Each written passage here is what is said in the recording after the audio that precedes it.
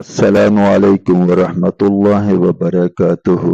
سب تعریفیں رب تعالیٰ جل شانہ کی شایان شان ہیں، جس نے ہمیں زندگی عطا فرمائی، جو زندگی کی تمام سہولتیں عطا فرما رہے ہیں، ہماری ضرورتوں کو پورا فرماتے ہیں اور جو ہماری پریشانیوں کو دور فرمانے والے ہیں۔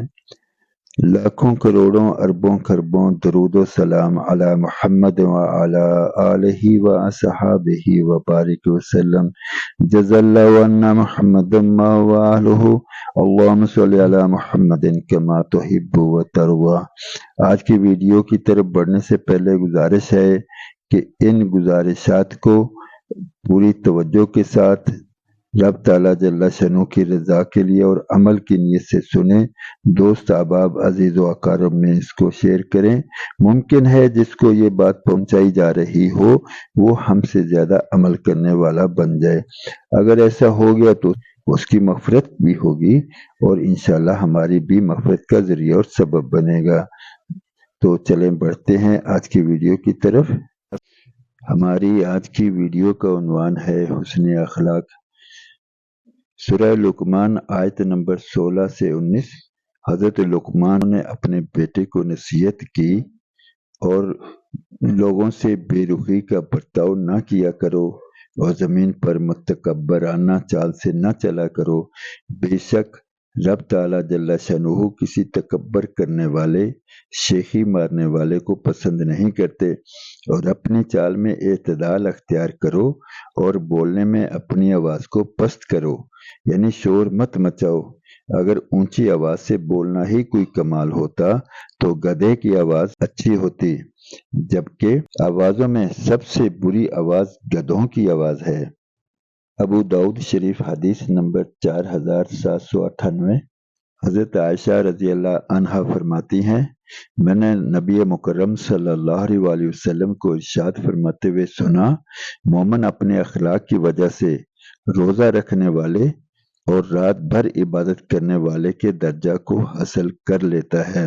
مسند احمد جلد دوم صفحہ 472 پر۔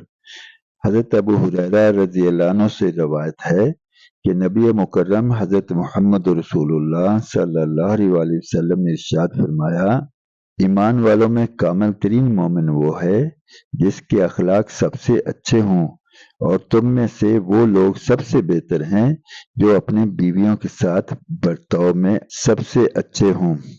ترمذی شریف حدیث نمبر 2612 میں حضرت عائشہ رضی اللہ عنہا روایت کرتی ہیں کہ رسول اللہ صلی اللہ علیہ وسلم نے ارشاد فرمایا، کامل ترین ایمان والوں میں سے وہ شخص ہے جس کے اخلاق سب سے اچھے ہوں اور جس کا برتاؤ اپنے گھر والوں کے ساتھ سب سے زیادہ نرم ہو۔ مجمع الزوائد جلد 8 صفحہ 353 پر حضرت انس بن مالک رضی اللہ عنہ روایت کرتے ہیں، رسول مکرم صلی اللہ علیہ وسلم نے ارشاد فرمایا، جو شخص اپنے مسلمان بھائی کو خوش کرنے کے لیے اس طرح ملتا ہے جس طرح رب تعالیٰ جل شانہ پسند فرماتے ہیں، مثلاً خندہ پیشانی کے ساتھ، تو اللہ تعالیٰ جل شانہ قیامت کے دن اسے خوش کر دیں گے۔ ابو داؤد شریف حدیث نمبر 4799 میں حضرت ابو درداء رضی اللہ عنہ سے روایت ہے کہ نبی مکرم صلی اللہ علیہ وسلم نے ارشاد فرمایا، قیامت کے دن مومن کے ترازو میں اچھے اخلاق سے بھاری کوئی چیز نہیں ہوگی۔ موطا امام مالک صفحہ 704 پر حضرت معاذ بن جبل رضی اللہ عنہ سے روایت ہے، آخری نصیحت جو رسول اللہ صلی اللہ علیہ وسلم نے مجھے فرمائی اس وقت میں نے اپنا پاؤں رکاب میں رکھ لیا تھا، وہ یہ تھی، معاذ اپنے اخلاق کو لوگوں کے لیے اچھا بناؤ۔ موطا امام مالک صفحہ 705 پر حضرت مالک رحمۃ اللہ علیہ فرماتے ہیں، مجھے حدیث پہنچی ہے کہ نبی مکرم صلی اللہ علیہ وسلم نے ارشاد فرمایا، مجھے اچھے اخلاق کو مکمل کرنے کے لیے بھیجا گیا ہے۔ اللہ اکبر۔ ترمذی شریف حدیث نمبر 2018 میں حضرت جابر رضی اللہ عنہ سے روایت ہے کہ نبی کریم صلی اللہ علیہ وسلم نے ارشاد فرمایا، تم سب میں سے مجھے زیادہ محبوب اور قیامت کے دن میرے سب سے قریب وہ لوگ ہوں گے جن کے اخلاق سب سے اچھے ہوں گے۔ سبحان اللہ، اسلام کی کریمانہ تعلیمات ہیں، اور کتنے اعلیٰ طریقے پر سمجھایا گیا کہ اخلاق جو ہے وہ انسان کو کہاں سے کہاں تک پہنچا دیتے ہیں۔ بہت زیادہ عبادت گزاروں کے ثواب کو وہ پہنچ جاتے ہیں جو اچھے اخلاق والے ہوں۔ فرمایا کہ بعض اوقات انسان کوئی ایسی بات کہتا ہے جس کو وہ کوئی اہم بھی نہیں سمجھتا، لیکن رب تعالیٰ جل شانہ کے نزدیک ایسی پسندیدہ ہوتی ہے کہ وہ انسان جنت کے کنارے تک پہنچ جاتا ہے، جنت کے بالکل قریب پہنچ جاتا ہے۔